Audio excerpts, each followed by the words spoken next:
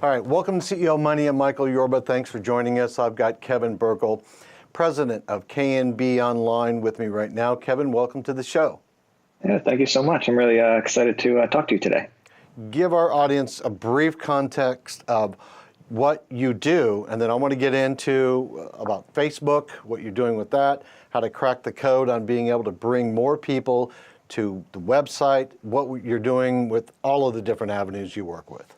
Absolutely. So I guess I'll start maybe just a little background. So I've been doing digital marketing for over 20 years. I was able to really get a ground floor of some really good industries and kind of really scale those up. And then I've been fortunate to actually be in charge of marketing for 2 different e-commerce sites. And then got kind of burnt out, like what happens with when you kind of go all in. And then I noticed there was really a need for high quality, agencies that are not set up churn and burn types where it's really the client first. You're not always kind of looking to get a new person. And, the thing that kind of drew me to is, seeing everybody's glued to their cell phones 24/7.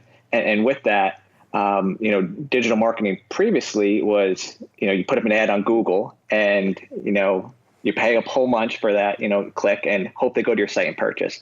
So kind of with everybody glued to their phones now, the game changed. And that's really what has really elevated Facebook to just the astronomical level that it is today, where they have their little tentacles in every little aspect of people's lives, whether they realize it or not. And then as a marketer, you use all that to your advantage to really get just like crazy returns that you just can't get anywhere else. What makes it so explosive? You said they're into everybody. I mean, we all kind of get that, but let's get into the guts of what that statement really means, that they're so explosive and they're into everything.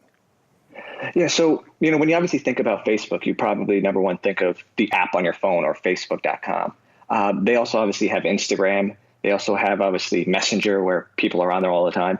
And then they also have something called the Audience Network. What that Audience Network is that any mobile site out there, think of any like news sites that sell advertising or really any app that has advertising of some kind, a banner ad, a portion of that most likely will get filled through the Facebook ad platform. So your targeting that you're using essentially follows people around the mobile web.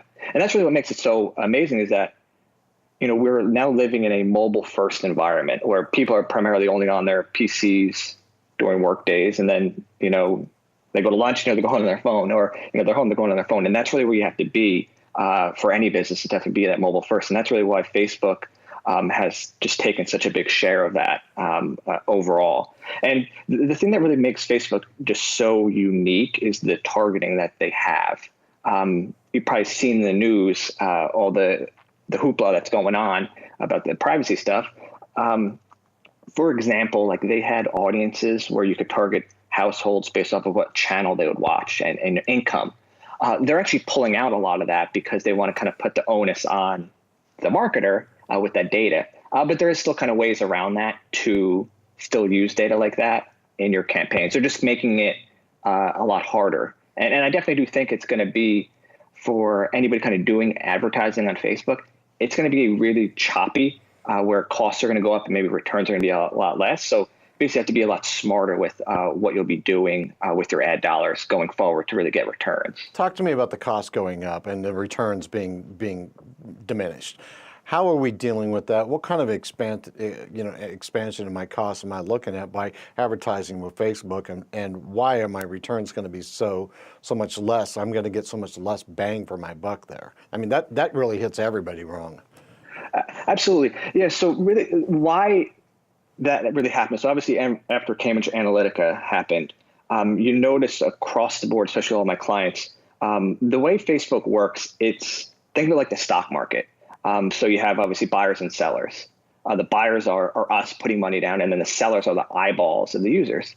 After that, we actually saw all my clients was that we saw our costs go up because people were spending less time on Facebook. And with kind of a change that's going to be coming out pretty soon with Apple, for example, where they're going to be actually telling you how long you're on your phone, I think people are going to really wake up and start spending a lot less time on the platform. So with that, costs are going to go up to just hit the same people that you wanted to hit previously.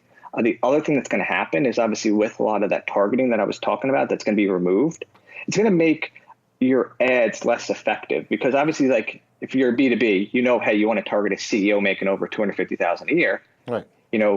That $250,000 a year is going to get pulled out.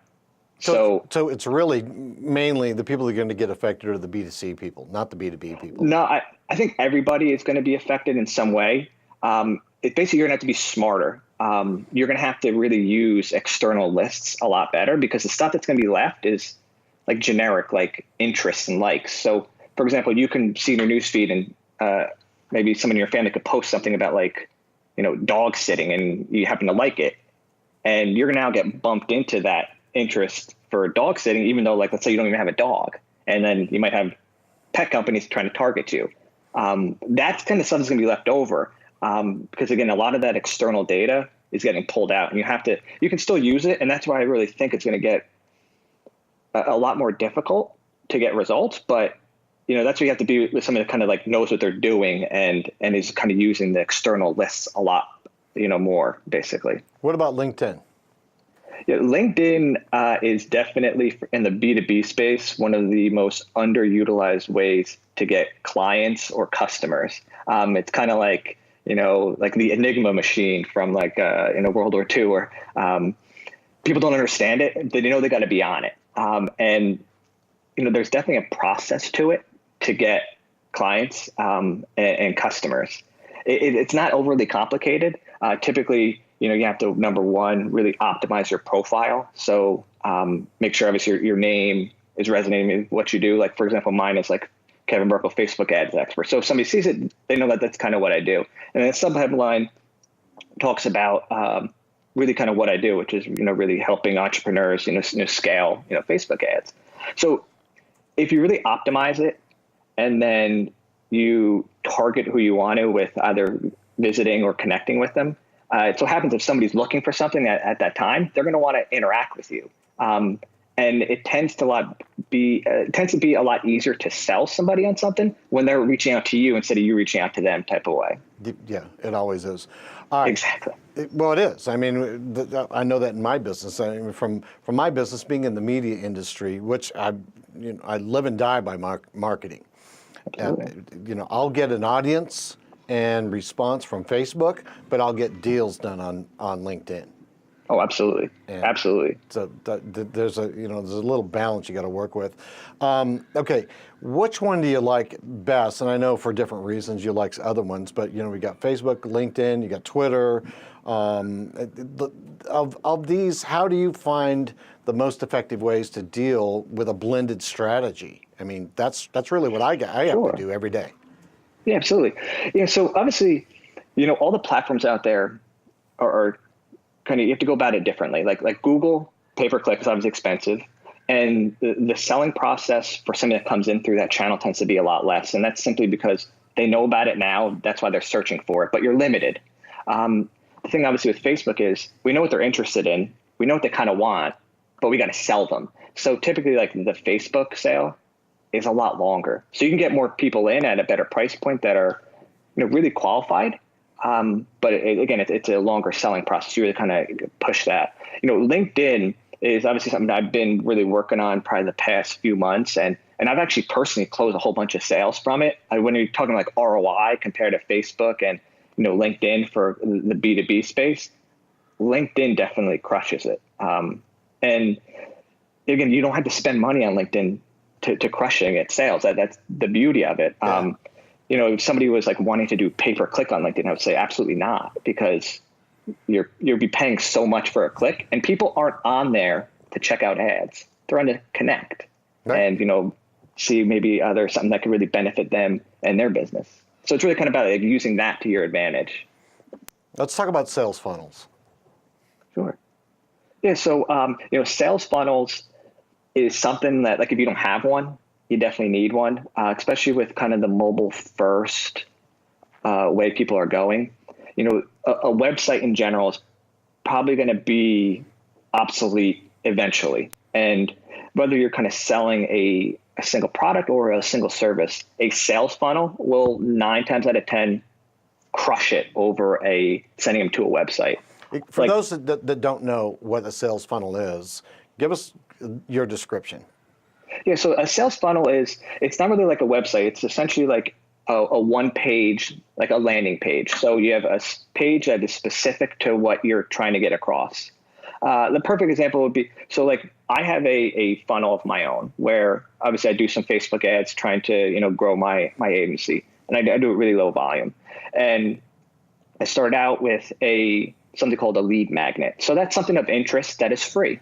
Mine is kind of like, I call it the 3 keys to Facebook ad success. So I give that to them. So they come in, and then from there, I actually bring them to a landing page that has something called direct response copy. And essentially that's just marketing copy that's designed to kind of entice the person who's reading it to want to do your action, which my action is, hey, I want them to book a call with me. So obviously I get them there. And then obviously if they don't book the call, I have something that's called like email automation that will actually follow up with these people over the course of 2 weeks.